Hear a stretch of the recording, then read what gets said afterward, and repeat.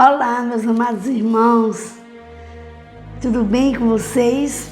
Eu sou a pastora Helena Almeida, moro aqui no Ceará, na cidade de Quixadá. Se você ainda não se inscreveu nesse canal de pregação, se inscreve, deixa o seu like, deixa também o seu comentário, que é muitíssimo importante. É importante deixar o comentário porque eu vou no trabalho de vocês também. E eu nunca, jamais vou no trabalho de alguém sem deixar o meu like. Isso eu não faço. Tenho que deixar o like, tá certo? Significa que eu estou te apoiando. E a palavra que eu quero trazer hoje está aqui em Atos capítulo 10. Vocês já ouviram falar do centurião Cornélio? Centurião é um chefe, né? Que comandava 100 soldados. Esse homem diz aqui claramente, Atos capítulo 10, eu não vou nem ler para não tomar muito tempo, mas você tem uma Bíblia em casa, você leia com atenção para aprender, para ver quem está falando o que aconteceu. Então esse homem ele era um comandante, um centurião, e um dia ele estava orando, ele teve uma visão, aliás, ele viu um anjo, né? Deus falou para ele, claro que um anjo falou para ele viu algo maravilhoso, que dizia que Deus tinha ouvido as orações dele. Aqui diz claramente que ele era um homem temente a Deus, ele dava esmolas. Em outras palavras, era um homem que ele era generoso. Sempre eu aprendi que o generoso ele prospera. E esse homem estava orando a Deus e Deus ouvia com certeza as suas orações, mas mesmo ele temendo a Deus, conhecendo a palavra, com certeza que ele orava a Deus, porque ouvia falar de Deus, mas eu creio que ele ainda não tinha o Espírito Santo, ele nem conhecia Jesus, porque o anjo falou para ele mandar chamar Pedro, que Pedro dizia o que era para ele fazer.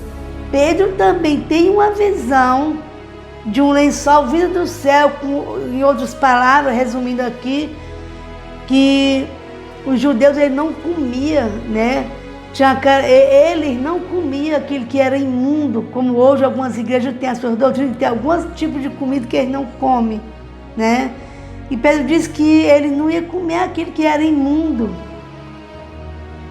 E Deus disse para Pedro: não fale o que é imundo ou impuro, aquilo que eu purifiquei. Só que Deus não estava falando das comidas, dos animais, mas estava falando de Cornélio, que era um gentil. E hoje eu digo assim, que Deus ele escuta e responde a oração, não é de quem é crente, de quem é evangélico só, mas ele escuta e responde a oração daquele que tem fé. Quando Pedro ele chega lá na casa de Cornélio estava com muitas pessoas lá já para receber Pedro. A palavra diz que ele se prostrou diante de Pedro para adorar Deus. E Pedro disse: não, eu sou um homem igual a você.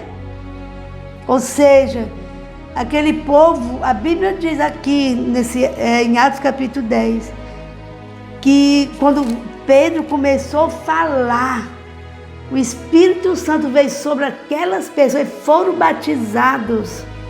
Eu não estou falando de água, mas no Espírito Santo começaram a falar em outras línguas. E depois foram mesmo batizados nas águas. Aí o que é que eu aprendo também com isso? Né? Que tem muitas pessoas que acham que são bons demais e não precisa dessa palavra. Não precisa ir a uma igreja, não precisa de Jesus. Mas a palavra diz que a salvação vem de Jesus.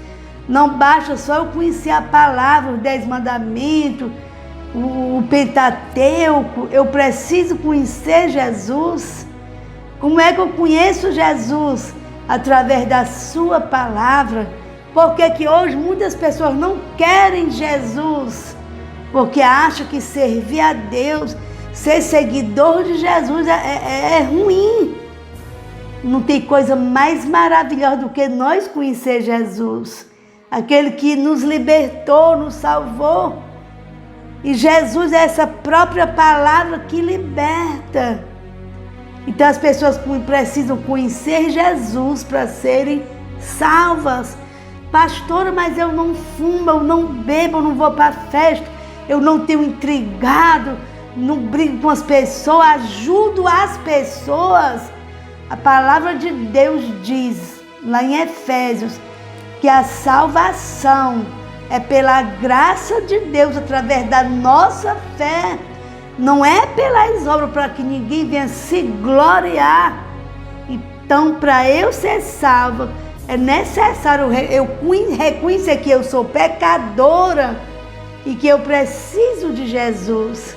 Eu preciso conhecer Jesus, eu preciso se arrepender dos meus pecados e crer que Jesus Cristo é o Filho de Deus, que veio, morreu, ressuscitou ao terceiro dia e que hoje está sentado à direita do Pai, intercedendo por nós.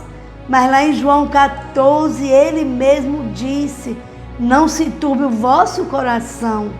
Credes em Deus, credes também em mim. Na casa do meu Pai há muitas moradas. Se não fosse assim, eu não vos teria dito, pois vou preparar um lugar. Se eu for, voltarei outra vez e vos levarei para mim mesmo, para que onde eu estiver, estejais vós também. Então essa é a esperança do crente, a volta de Cristo, a vida eterna, a salvação.